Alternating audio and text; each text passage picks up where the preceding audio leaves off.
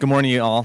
Grateful to be here with you all today. My name is Jeff Van Dremlin. I'll just kind of dive right in here. So, in a study done last year in 2017, 1 out of 3 employees work remotely on a regular basis. This is something that's completely changing. This building is a testament to that. Launchpad City is one of many like it that completely changed the way that we do work. Many people are working remotely.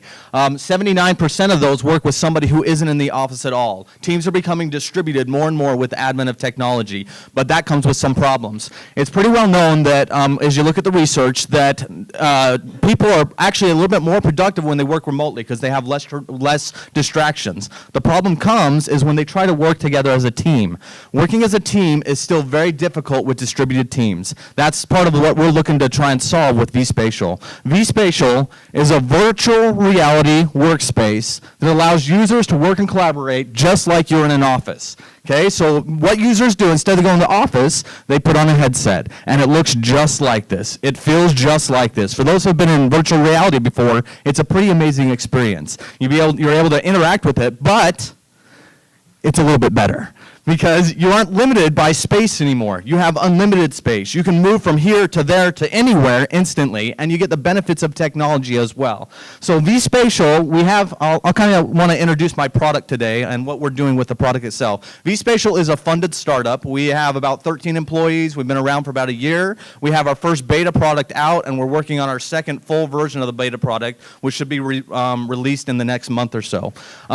As far as vSpatial goes, there's a couple of major competitors and major partners as well that we're looking to work with, right? Like Slack, Microsoft Teams, Facebook Workplaces, Cisco Spark. These are all major collaboration platforms that these big companies are putting together to try to help distributed teams work with one another no matter where they are. Well, what they lack, though, is that ability to be able to collaborate like we do in person. Despite having all the technology in the world, we still spend billions of dollars flying to meet together with our remote teams. We still spend 1,000 hours every year saying, hey, can you hear me? Is it working? When we get on our video conferencing calls. That's the first thing that everybody says when you get on video conferencing. Well, vSpatial is much different in the fact that you are in a room with somebody working with the technology. And it's an immersive presence. It's an immersive desktop as well. So you have your computer there. You get all the benefits of virtual reality and interacting with it as well. So let me just kind of show you around just a little bit. We have 2 major focuses. Our first part was productivity. We released the beta of that about 12 weeks ago. We have quite a few people have already using it and logged, hundreds of thousands of minutes and thousands of hours in our application already using it. What the first version does, it allows you to interact with your computer in virtual reality. So we take all your computer, we pull it into a virtual space where you have unlimited screens all around you. So you can see here I have 4 or 5 screens open. Well, I can open as many as I want, everywhere. I'm not limited by hardware or technology, and this exists now. If you want afterwards, you can stop by and we'll test it out and you guys can play with it. It lets you open any program that you have on your computer in virtual space. Now that gets to be powerful when you start thinking about interacting with 3D data and 3D models, and it lets you interact in a more natural way. Instead of this little 2D screen that we use a mouse, you can grab it, you can move around, you can look around. You interact in a lot more natural way. I like to think of Tony Stark and Iron Man and working with Jarvis, right? That's sort of the way that we do that. You can go into a focus mode where everything becomes as big as a building. You can make your screen as big as a building. I like video conferencing, traditional video conferencing. It's like Hollywood Squares. Everyone's giant instead of small. Interaction with unlimited screens like I talked about. The second part we're working on is the collaboration. As I mentioned, we're going to be releasing that soon. Imagine a workspace like this. You put on your headset, you're sitting here, and as you're sitting there, your colleague talks to you, and it comes out of this ear, and you look over and you can talk with them. This already is what we're building right now, and we're working on releasing in the next little bit here as far as our product goes. We're working with millennials. Millennials are looking on changing the environment. That's sort of our target market, our demographic, distributed teams, these teams that work in a lot of different places. Our partners, obviously our competitors are also our partners. Our goal of vSpatial is to be acquired by one of these big companies, right? We feel like what we're doing is a great addition to all that's happening on the left. There's a couple of competitors on the right that are in the VR space, but they really just duplicate the screen right now or focus in on productivity. They don't bring the two together like we do. do, especially not for interacting with the computer. That's really a really strong part about what we do. Revenue, we're going to have a freemium model. You have a free version and then a premium version with more features that go along with it. We'll be profitable about month 9, and month 12 we'll start making a lot of money. So the biggest problem we have is that this is a new world, right? We're dealing with completely unlimited space, and we spend a lot of time talking about what is the best thing to do for our users. What should we show them? What should we not show them? How much should we, should we let them put their screens anywhere? Should we put it in a big old grid? How do we deal with input? And the technology honestly isn't there yet. We're about 6 months to 9 months ahead of our first real device that can be adopted by everybody else that exists out there.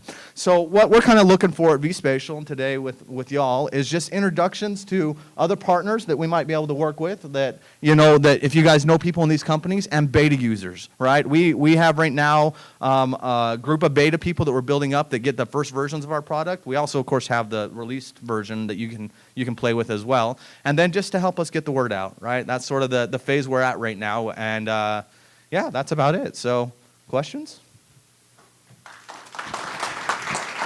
I made it, I think. You didn't start clapping before I got done, so I'm feeling pretty good about that. Jeff, great job. Maybe talk too fast. He was very concise in getting that done. Good job. Give yourselves a chance for more questions. Obviously, the VR world is huge right now, and so I think it's something that's on top of everybody's mind. So let's open up for questions. This is the scary So part. I was looking at you have like the applications from Adobe, like in Photoshop and all that. How would they be able to design, like as designers, are they able to interact with the design itself? So right now we're limited based off of what the applications can do themselves, right? We know that Photoshop doesn't work in a 3D space, but there are people who are starting to design for that. So we're building, part of this is we're building our own internal 3D applications. So we released, or we will this week, our first version, which is a weather app, just to show off the 3D space and let you kind of interact with 3D data instead. But right now, the way you interact with it is you can grab it, you can move around with a mouse. You have these 2 hand pointers. So, and these, if you've never used these devices are pretty amazing. They're touch sensitive. You can point, you can touch things, you can grab stuff. You have like a bazillion like joysticks and everything like that. There's really a lot of options. So, but not quite what you're talking about yet. But I think that the people will get there eventually, the designers, right? I'm excited about that. That'll be amazing, right? Making 3D objects. There are some apps that you can do that with, by the way. Medium's a great one, making 3D models and stuff. So, Hi, I had a couple questions. First, what are the industries that you're focusing on to begin with? Mm-hmm. And the second question is, when it comes to introducing this, apparently there's hardware they have to get that they typically won't have with the goggles and everything. Is that something you provide, or they have to get that? right. So we're starting out by focusing in on enterprise and education. Educators are notorious for introducing a lot of new products when they start out. Frisco ISD actually has in there, I think like page 26, a picture of kids with VR headset on, right, which is pretty cool. But really we're looking after the enterprise client, right? We're going after that side of things. So as part of that, we've looked at the option of providing the hardware, but we really are just going to focus in on the software initially with this. That's what our business model is built off of. We may do some sort of enterprise package down the line, but that will be down the line as we go there. Now, related to hardware, we really, in order for this to succeed, we need to have standalone high-end VR devices, which don't exist yet, right? This Oculus device, despite what it looks like, it has a cord that goes off of it, and you connect with a computer. And to get going with a high-end VR, which you really need with the resolution for this to work, you're looking at least $1,500 per unit that you have to put in there. Now that pays off easily in the enterprise when you don't have to fly somebody across the country to meet with each other, and the lost time and productivity. I mean, it's an easy argument on that end. But Santa Cruz is one of the devices that's coming out from Oculus later this year, which is a high-end standalone headset, which we're pretty excited about, and will probably be what we push a lot with our clients to use. So. And we're watching CES this week, man, just praying. How are you addressing kind of the kinesthetics and vestibular and the visual aspects of this to not induce nausea? That's a great question. That comes up a lot. So a lot of people who have tried VR, they've tried the low-end mobile devices, and from the technology standpoint, what you get with those is a frame rate. Frame rate is what causes motion sickness. So we spend a lot of time talking about this, and the frame rate on mobile devices is like 60 to 80, and you'll get sick anytime you do anything on those things because you're moving around, your body doesn't know what's happening, your brain gets all like, oh, and it just throws up, right?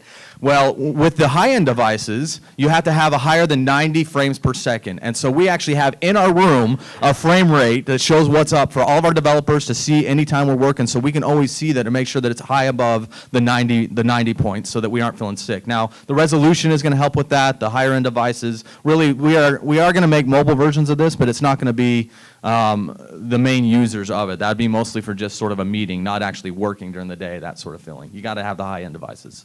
And I have, by the way, spent days working in VR just because you have to eat your own dog food, right? Just to see what it's like. And it was painful at first, I'm not going to lie, to try and figure out the input devices, how do you be productive? I've tried a bazillion different setups and varieties of, my keyboard, my hard keyboard, my virtual keyboard, which we have in there, different types of typing. I mean, these are all things we think a lot about. It's kind of fun, but it makes development slow, so.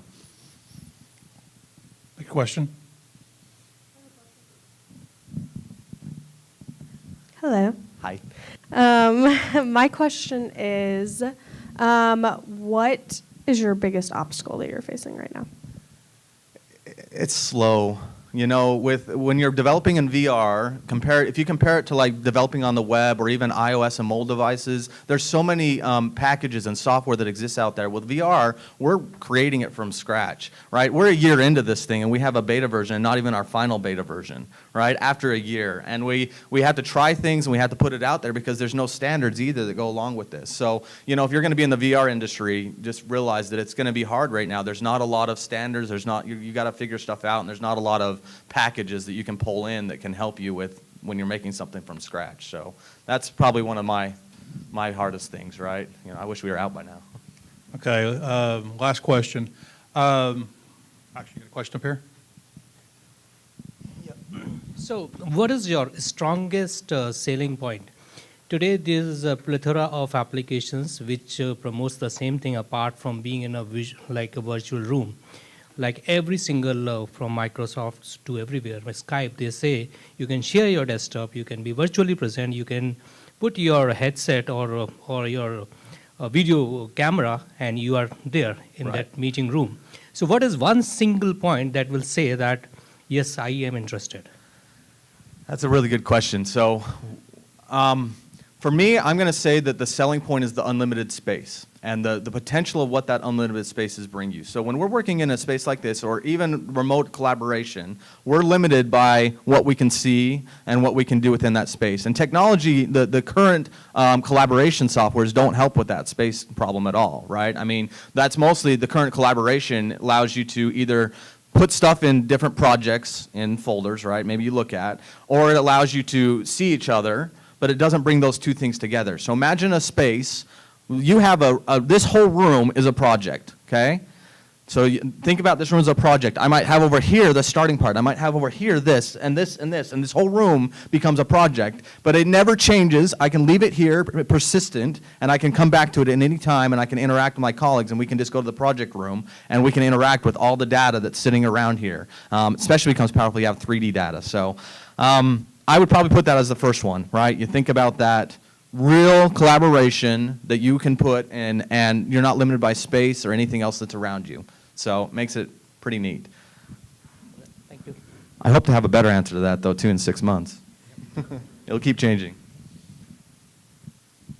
So what are the variety of environments that you can choose from? Do you have plans to, okay, can I work on the 75th floor of a high-rise in Manhattan, or can I work on the beach in Hawaii? Or can I walk away from my productive space altogether and just go sit in a quiet room in an art gallery or something like that? Absolutely. So right now, the current version, we've got 6 different spots. We have a mountain, we have a beach, we have, that you can change the backgrounds in. My personal favorite is the beach. I love the beach. We have a desert, and then we just have general workspace like that to go along with it. Now, right now, users can't configure that themselves, but eventually the idea would be that you could just upload a 360 image of your own and be in any place that you want to be in. Now, we will build, though, as part of that, though, like you saw our office space, we're building in options for different types of work environments, right? To where you could have a desk and bring them all together, all those sorts of things that go along with that. So, yes is the answer, anywhere. Long answer. Jeff, thank you very much. One last question. So you kind of touched on what you're looking for, but obviously the VR world changes daily, and it's hard to stay in front of the curve. So media needs, how do you market, and what is your, what's your goal in the next, let's say, 3 months? That's good. So our current marketing strategy, we have a pretty big marketing strategy, and it's working well. We are focused a lot on getting followers on social media. We've got about 6,000 people, and we target people specifically that are early adopters at VR, millennials, all that stuff that we talked about, and we have those followers in there. And so, we're working on trying to build those users up, trying to find those users on there. From this group, I think the biggest thing you guys can help us with, though, in the next 3 months is just to follow us and help pass on the word. A post, reach out. If you think of somebody who's a total geek and loves the latest or has a VR, tell them about our product. They can go download it for free. The free version is out there. They can try it out right now on the Oculus. Help us get the word. Subscribe on our website. Keep up with us, and I'd love to find some beta users as well. I mean, that's really the biggest need, right? People will give us feedback and help us to define this product. Thank you.